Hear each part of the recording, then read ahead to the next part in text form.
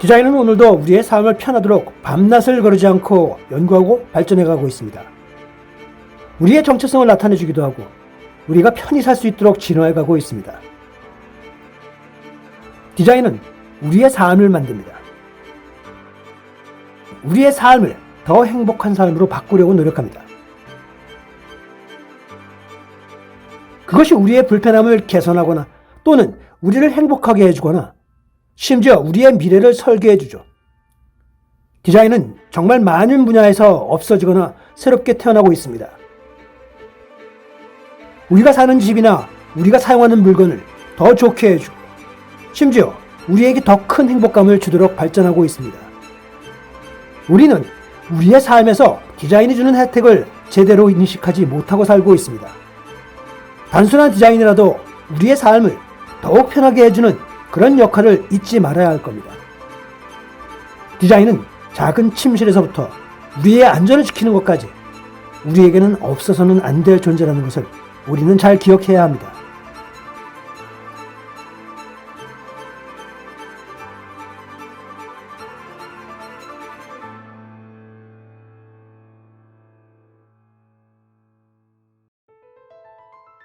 자, 오늘은 게임 디자인부터 소개하겠는데요.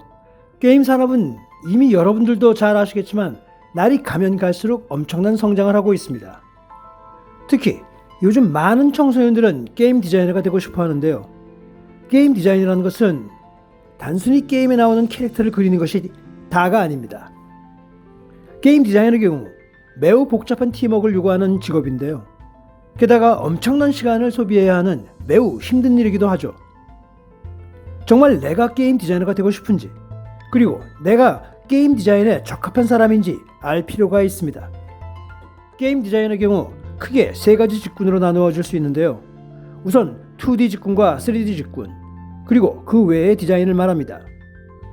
첫째, 2D 직군에는 컨셉 디자인과 픽셀 디자인 그리고 UI 디자인이 있는데요. 컨셉 아티스트 또는 컨셉 디자이너는 국내에서 보통 원화가라고 불리기도 합니다. 이들은 게임에서 추구하는 특징을 그림을 그려서 비주얼로 보여주는 직업군입니다. 그려진 그림은 직접적으로 같이 일하는 개발 팀원 외에 팀이 속한 회사 상부, 게임 프로젝트에 돈을 투자하는 투자자, 그리고 게임을 플레이할 소비자인 일반 대중 등 여러 사람에게 일차적으로 보여주며 게임을 알리기에 팀에서 아주 중요한 직군입니다. 그 다음은 픽셀 디자인이 있는데요. 원화 또는 컨셉 디자이너가 그림을 그리는 정도에서 끝난다면 픽셀 디자이너는 픽셀로 만든 이미지에 애니메이션이나 각종 효과를 성공적으로 작업해야 해서 드로잉 실력이나 색감 등을 잘 다루어야 합니다. UI 디자인 또한 매우 중요한 직업인데요. 게임의 화면 조작이나 작동 등 개발자가 의도한 것을 게임을 즐기는 유저가 시각적으로 바로 인지해서 할 수 있도록 화면을 디자인하는 작업입니다. UI 디자이너라고 하며 UX 작업과도 관련이 있기에 아예 UI, UX 디자이너라고도 합니다. 한마디로 게임 속에 보이는 메뉴부터 정보를 어떻게 보여주어야 하는지 레이아웃을 잡고 그것을 구현하는 것까지를 고려합니다. 레이아웃이나 메뉴창, 아이콘 등을 만들 때 미적 감각 외에도 만들고 있는 게임의 특성이나 장르 게임이 서비스되는 하드웨어의 인터페이스 등에도 풍부한 지식이 필요합니다.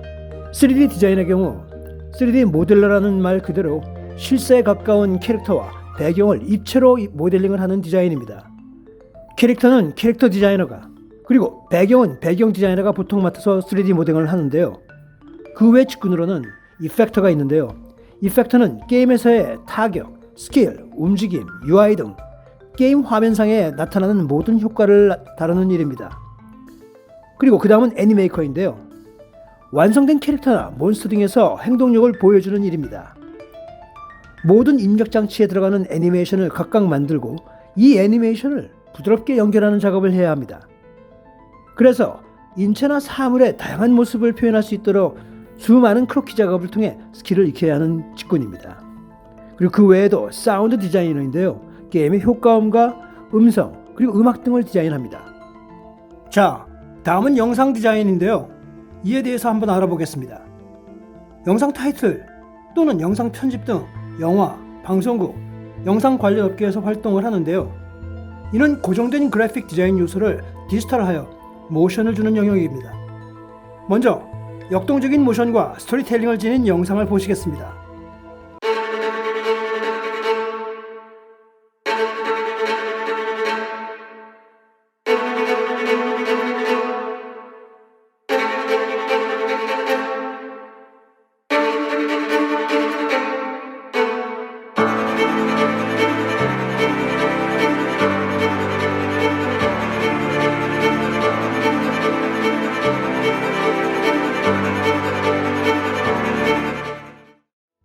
기초 그래픽 디자인을 기반으로 시나리오 기획을 하고 다양한 툴을 사용해서 역동적인 시각 효과를 주는 영역인데요. 최근 많은 젊은 디자이너들의 관심이 높습니다. 기업도 이 분야에 대하여 많은 호응을 갖고 있는데요. 이 분야는 예술성도 높은 편이지만 간접 광고, 특히 5개 광고에도 큰 도움이 되리라 봅니다. 향후 더 활발히 발전할 것으로 예상됩니다. 다음은 광고 디자인입니다. 광고 디자인은 신문과 잡지, 심지어 전단지 등의 지면 광고와 TV나 유튜브에서 영상으로 보여주는 그런 영상 광고를 디자인합니다.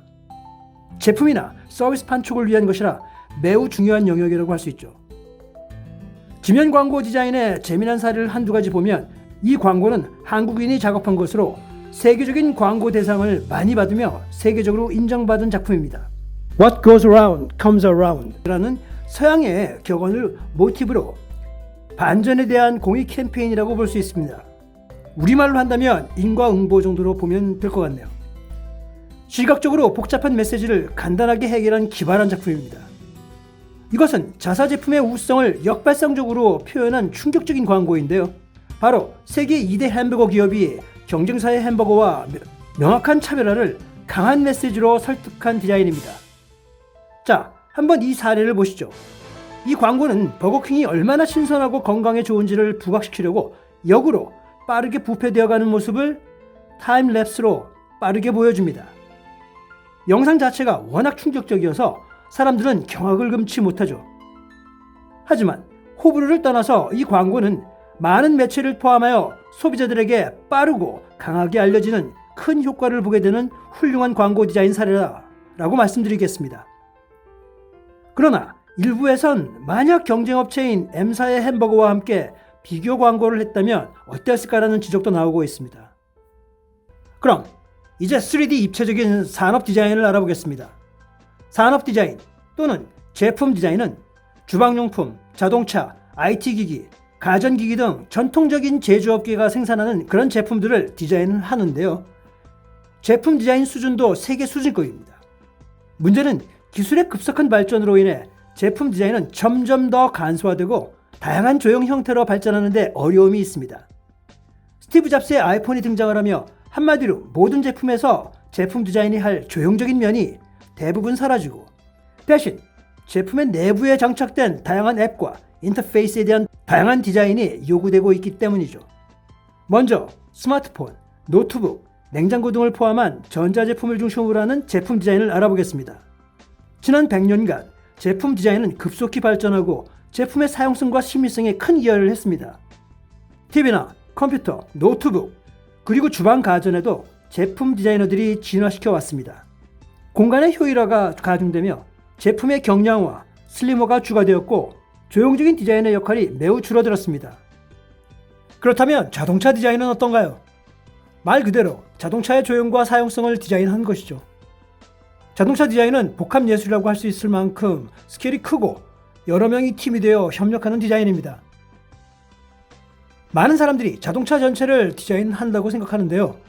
사실 자동차 디자인은 팀으로 다양한 분야를 맡아 협업하는 게 핵심입니다. 바퀴부터 프론트 그릴, 바디, 그리고 대시보드를 포함한 인테리어 등 디자인해야 할 부분이 너무나 많죠. 인테리어 디자인은 건물의 내부 공간을 디자인하는 것으로 인테리어 전문 회사나 건설 회사 등에서 활동합니다. 인테리어 디자인은 과거부터 건축과 밀접한 연관성을 가지고 있는데요. 최근엔 과거에 비해 많은 부분 시스템화되어 있습니다. 예를 든다면 미리 준비된 파티션 개념이 신속하게 조립되는 그런 방식이라든지 디자인도 시스템 가구 등과 같이 표준화된 부분이 발전하여 디자인과 작업 기간이 단축되었습니다. 다른 디자인도 마찬가지이지만 인테리어 디자인의 경우 트렌드에 민감하고 개인 취향의 니즈를 잘 맞춰주는 문제 해결 능력이 아주 민감하게 필요하기도 합니다. 이 외에도 여러 디자인이 존재하고 새롭게 확장되고 있지만 패션 디자인을 우리가 그냥 넘어갈 수는 없겠죠. 패션 디자인은 인류가 태어나서부터 지금까지 지속적으로 있어 왔고 발전해 왔습니다. 지금도 우리 사회의 산업 중 가장 지속적으로 변화하고 생존해 온 산업이라고 할 수 있습니다. 패션 디자인은 우리가 아는 것보다 더 입체적인 디자인입니다. 단순히 의상 크로키를 잘 그린다고 되는 것이 아니라 소재 조사, 입체적인 실험, 재봉, 나염, 패턴 등 너무나 복잡한 과정도 사실 존재합니다. 과거에는 한정된 소재로 아름다움을 나타내는 기능을 했다면 현재는 의상의 역할이 너무나 넓어지고 다양해졌습니다. 우선 기능성이 패션에 적극 도입되었습니다. 편안한 착용감, 목적에 따라 그 목적을 지원하는 기능적인 부분이 고려되어서 디자인되는 그런 부분도 중요해졌습니다. 패션 디자인의 독특한 특징 중 하나는 모르긴 몰라도 이 부분일 것입니다. 바로 패션쇼인데요. 패션쇼에 보이는 의상들은 바로 생산 라인에서 만들어 소비자에게 입히는 그런 의상이라기보다는 현실적 의상이 되기 전에 트렌드를 제시하고 의상의 철학과 컨셉을 소개하는 역할을 합니다. 이 트렌드에 대한 패션쇼는 우리 사회의 다양한 산업에 디자인에 영향을 끼치기도 합니다. 지금 보시는 영상은 디올사의 패션 디자인 제작 과정을 보여주는 것인데요. 한번 같이 감상해 보시죠.